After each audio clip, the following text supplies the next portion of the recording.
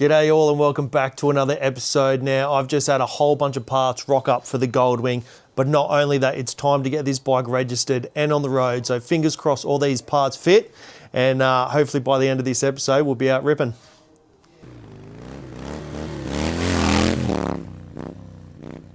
We had a massive party over the weekend, so the place is a bit of a mess at the moment, but that's all good. We got plenty of room to work on the parts that have just arrived. Now, the back of the Goldwing is in pretty good condition, but there has been this one thing that has bugged me, and I just think once this is fixed up, it would look $1,000,000.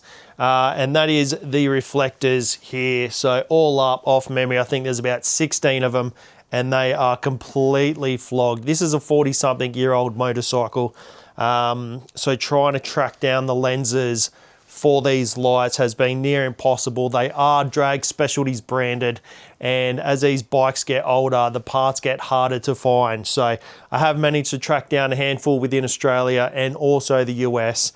So I want to get these on. Fingers crossed they fit.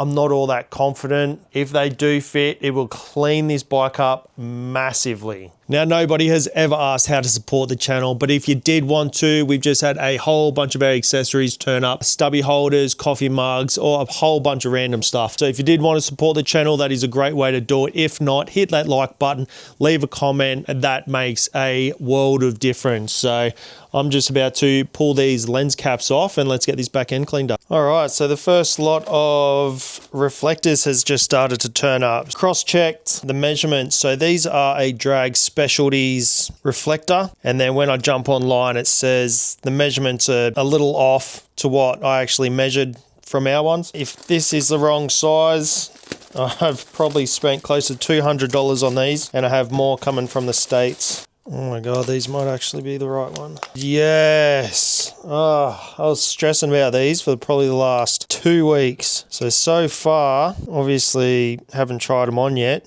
but you can see a massive difference. So this should tidy up the back nicely. All right, we've got to deal with some pretty poor lighting in the shed at the moment, but I've just gone and put on one of the new lenses, and right next to it is what one of the old ones look like. So already you can see this is going to clean the back up enormously. So hopefully we'll get this whole back end cleaned up, and then I'll try and pull it outside and see how she looks.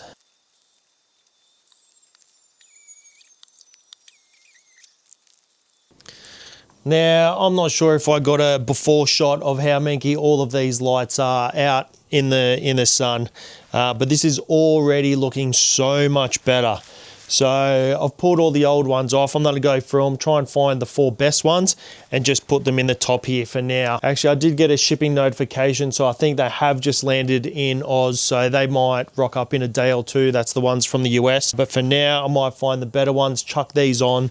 And then I've also got an issue with the throttle that I do need to get on top of before we do get the bike out. So it could be a 2-minute job, it could be a 2-day job. But for now, I'm going to finish this back end up and then we'll move on to the front. We are all good. So I'm going to go through, chuck the bolts in and sort it out. So I'm sure you probably won't be able to see a massive difference in here. But once we get outside, we'll take another look. Now, last time that I filmed when I was hungover, which really is most episodes, I didn't show as much enthusiasm. And then the comments lit up that I looked unhappy. I'm just hungover. Some days I do hungover better than the others. If the enthusiasm isn't there in this episode, that's why. Why has this been a dick?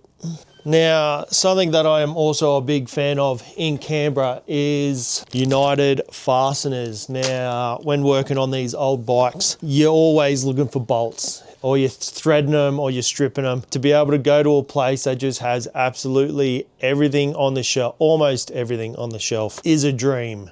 So I've got a few more bolts to chuck in around the number plate. So fingers crossed we got the right ones. All right, so what we're changing out now is these bolts here to, looks like they hold on the helmet locks.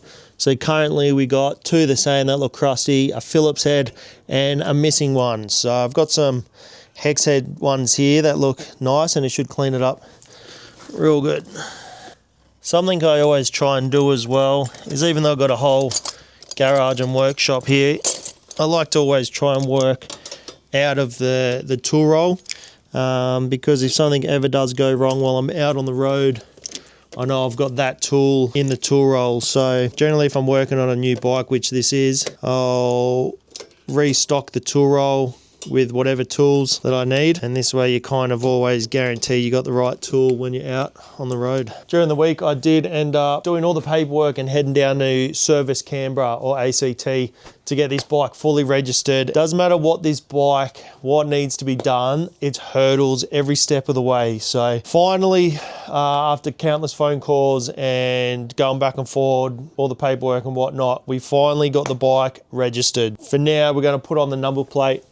But something which is cool with this bike is, I said it before, a lot of this gear that is on this bike is a Drag Specialties branded, it's called a dress kit. So everything, all the accessories on this bike is the full Drag Specialties dress kit. So one thing, every single item basically that I pull off this bike, somewhere there is written Drag Specialties. So if you can see on this outer plate, you got Drag Specialties USA, and then also on this inside one, you got Drag Specialties also. So just another cool feature about this bike, and it houses the number plate. Now, not only that, it comes with this Drag Specialties protector plate of some sort. So I'm going to get the plate mounted up, and that'll be this whole back end finished.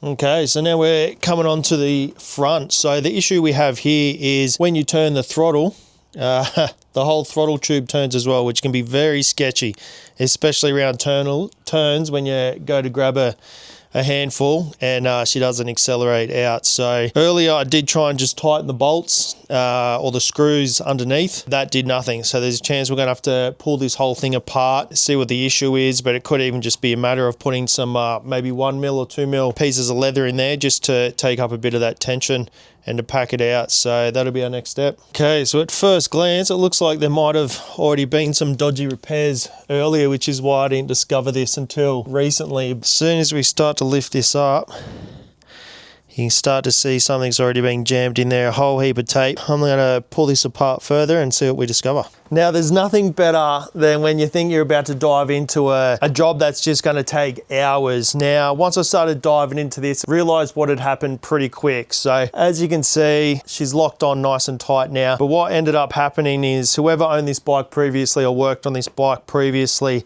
there's 3 bolts that actually hold this top cover on from underneath. 2 of the bolts are the same, and there's 1 bolt that's a little bit longer. So what had happened is they got those bolts mixed up. So the bolt that was holding on the front was actually not catching the thread as I had one of the shorter bolts in it. So once I pulled all the bolts out, noticed there was one about 5mm longer, put that in the front, and now she's locked on nice and tight. So that's another box ticked, probably the most important box ticked. So I think from here, it's time to get it out for a ride. All right, so we're out, finally out of the garage. It's been a few weeks since I've had the bike out on the road.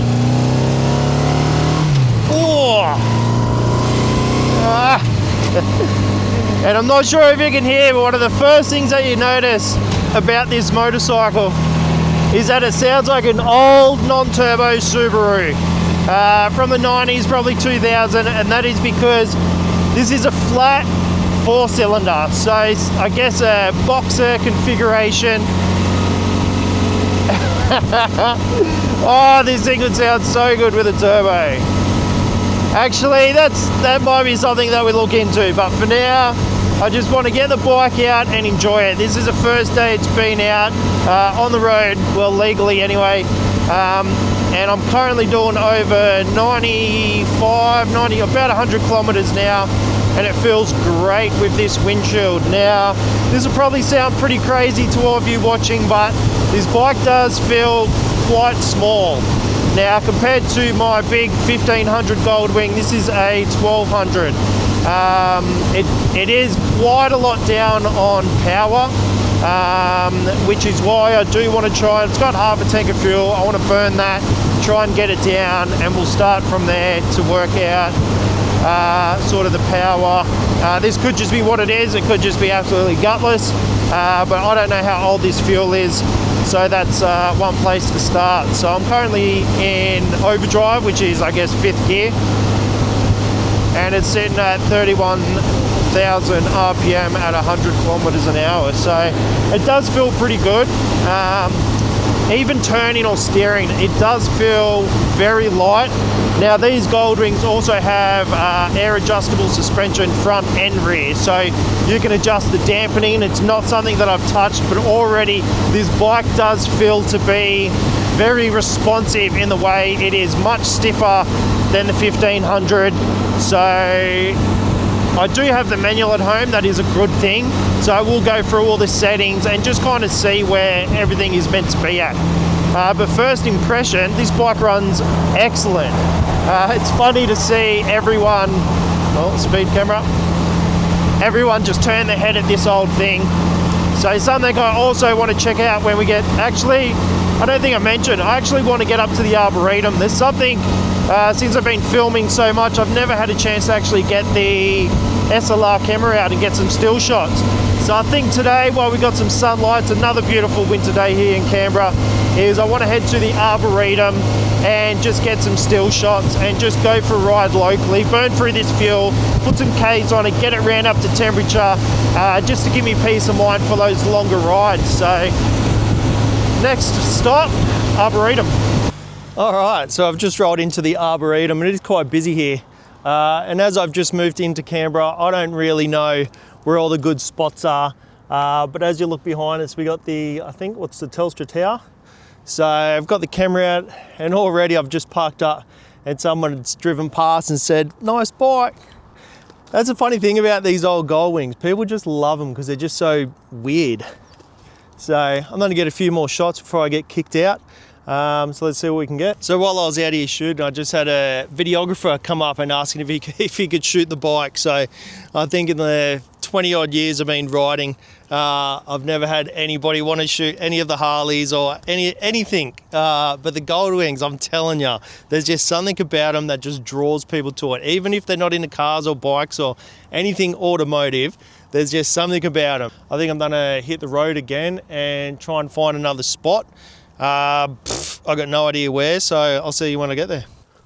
And I've just rocked up to a new spot. Now, as this is the second ride, basically, it's still a shakedown. There's still a lot of things that need to be done on this bike, and they're now starting to show a little bit more than they did earlier. So in one of the first episodes, you would have seen me talk about trying to get it into the service ACT, and it wouldn't go into gear and it wouldn't start and whatnot.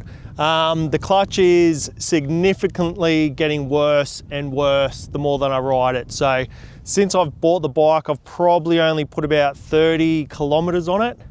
And just in that short time, it almost doesn't go into neutral.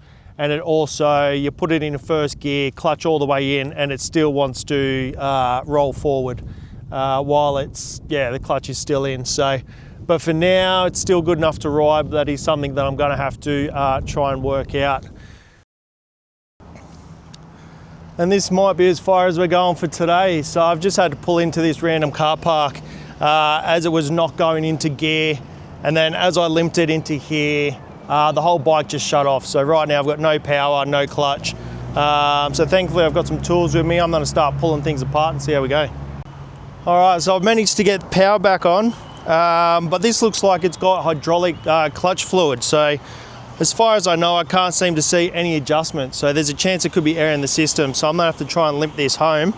Fingers crossed. We're only a few Ks, but there's a whole bunch of traffic lights and trying to get in and out of gear. I'll try and rev match, but yeah, hopefully when you see me next, I'll be in the shed. And this is a very good reason why you do shakedown. So I'm currently stuck in second gear, limping home. There's no clutch whatsoever.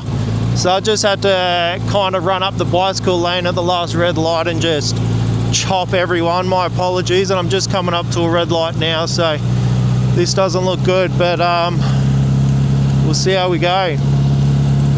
Oh no, zebra crossings, I can't stop, sorry. All right, we're inching closer to home. Just gotta run this light out the front of the cop shop and just try and manage these traffic lights the best I can. So currently coming up to a red light.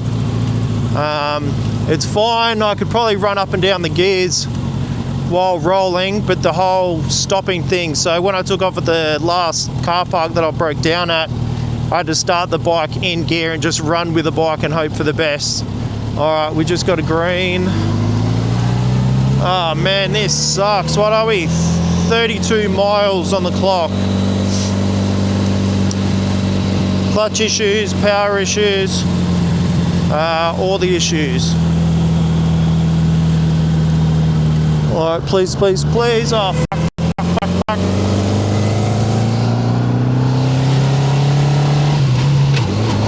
All right, I've just fucking clutch dumped it into third. I try and, oh yeah, that clutch is completely gone. Oh no. Alright, I got it back down to first. Come on, green light. Come on, come on, come on. Problem is I can't stop. I'm just gonna have to stall the bike if I can't get this light.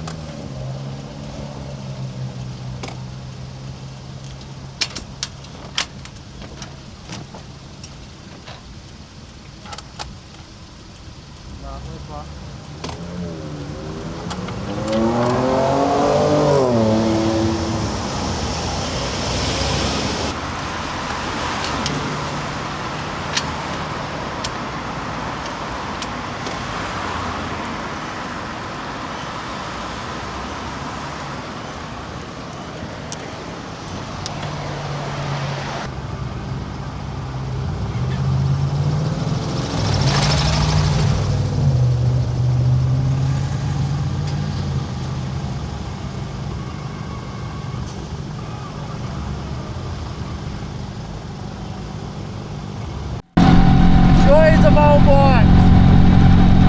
Woo! I'm out of here.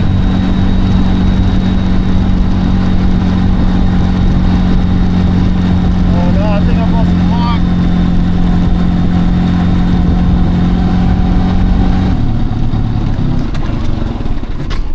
Christ. No, I've lost the mic.